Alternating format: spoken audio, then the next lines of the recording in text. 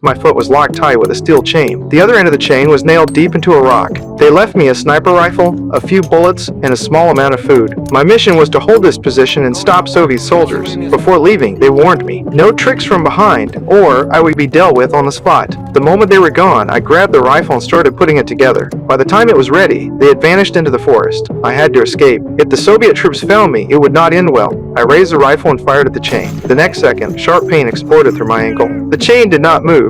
I forced myself to calm down and search my gear. My glasses caught my eye. At that moment, I had an idea. I used a knife to remove the lenses. I stacked the two lenses together. I snapped a pine branch, put it in my mouth, and chewed it again and again. I smeared it around the edge of the lenses. After it hardened, I found a hollow twig and fitted it into the gap. I took a sip of water and poured it between the lenses. A crude magnifying lens was ready. I piled dry grass above the chain. I aimed it at the sun and focused the light. Flames quickly appeared. I kept feeding dry branches to make the fire stronger. When the wood burned out, I rushed over and poured cold water on the rock. Heat and cold collided. The rock split apart violently. I used a metal shard to pry at the crack, but the chain was still untouched. I froze for a moment. Then I continued. Once, telling myself not to rush, slowly, the metal nail started to come out, but the dry grass was almost gone. The water was nearly empty. This was the last chance. I poured the final bit of water. I pried at the stone again using every ounce of strength. No matter how hard I tried, it would not move. I ate some canned food to force my body to recover strength. Then I remembered the spare bullets. I pulled them apart one by one, collected the powder, and piled it together. I pressed it down with a stone. This was my final gamble. I covered my head and waited. The blast echoed through the valley. I rushed forward,